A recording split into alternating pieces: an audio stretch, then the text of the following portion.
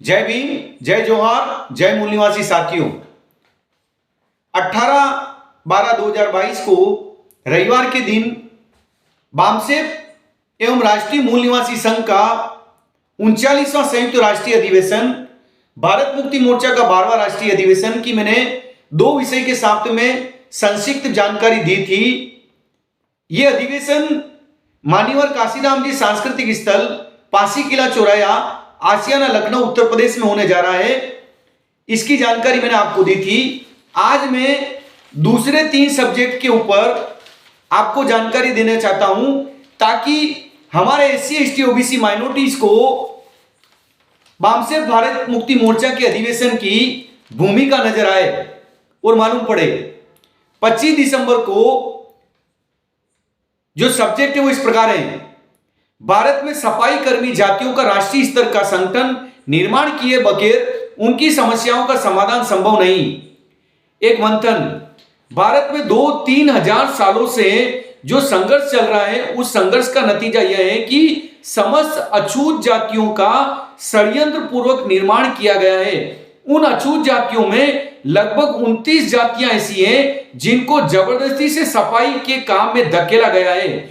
इसकी मौलिक समस्याओं की तरफ कोई भी ध्यान देने के लिए तैयार नहीं है, इसलिए इनकी समस्या प्रतिदिन गंभीर हो रही है। उन समस्याओं का समाधान करने के लिए उनका ही राष्ट्रीय स्तर का संगठन निर्माण किए बगैर उनकी समस्याओं का समाधान संभव नहीं। इस बात का एहसास कराने के लिए इसको चर्चा का विषय बनाया गया है।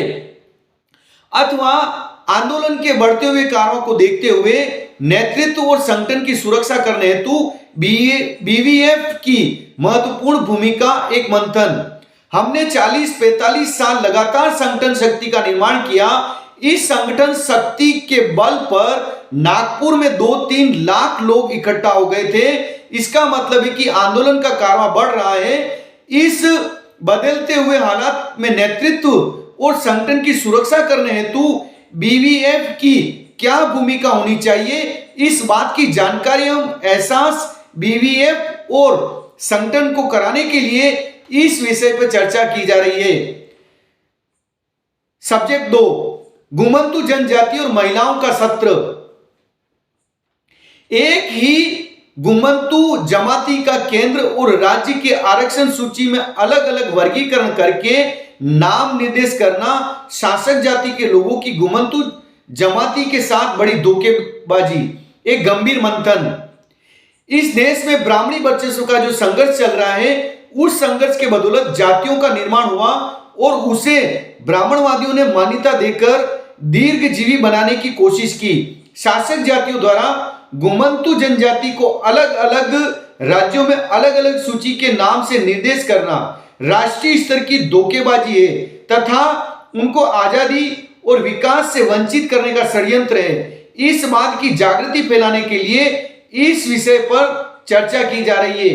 अथवा संविधान द्वारा प्राप्त मौलिक अधिकारों को बचाने के लिए महिलाओं का राष्ट्रीय स्तर का संगठन होना अनिवार्य है। एक मंथन: ब्राह्मणों ने लिखी मनुस्मृति के अनुसार शूद्र, अतिशूद्र और महिलाओं को जिन मौलिक अधिकारों से वंचित किया था, वे सारे मौलिक अधिकार भारतीय संविधान द्वारा प्राप्त हो गए।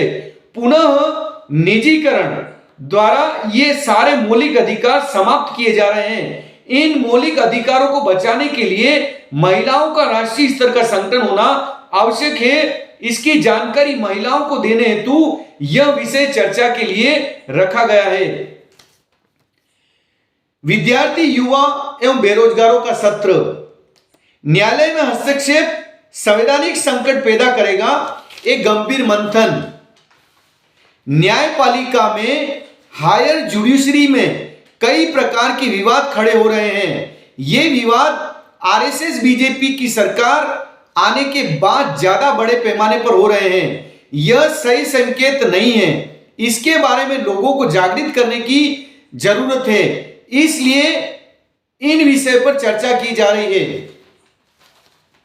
चीफ जस्टिस के तौर पर जस्टिस चंद्रचूड़ की नियुक्ति पर विवाद खड़ा करना किस बात का संकेत है? एक गंभीर बहस। सुशिक्षित युवाओं में बेरोजगारी निर्माण करके उनको प्रतिनिधित्व के अधिकार से वंचित करने का शासक जातियों का एक भयानक षड्यंत्र, एक गंभीर विश्लेषण।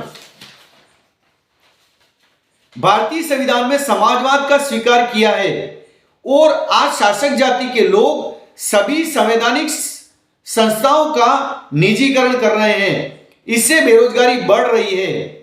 शिक्षा संस्थाओं में एससी, एसटी, ओबीसी के रिक्त सीटों पर भर्ती नहीं करके उनको प्रतिनिधित्व के अधिकार से वंचित किया जा रहा है। यह सारा षड्यंत्र मूल निवासी बहुजन समाज में नेतृत्व करने वाले वर्ग निर्माण ना हो इसलिए किया जा रहा है। इस षड्यंत्र का पर्दाफाश करने के लिए इस विषय पर चर्चा की जा रही है। आप सभी साथियों ने मेरी बात को ध्यानपूर्वक सुना, इसके लिए आभार, धन्यवाद। जय जोहार, जय मूल निवासी, जय भीम साथियों।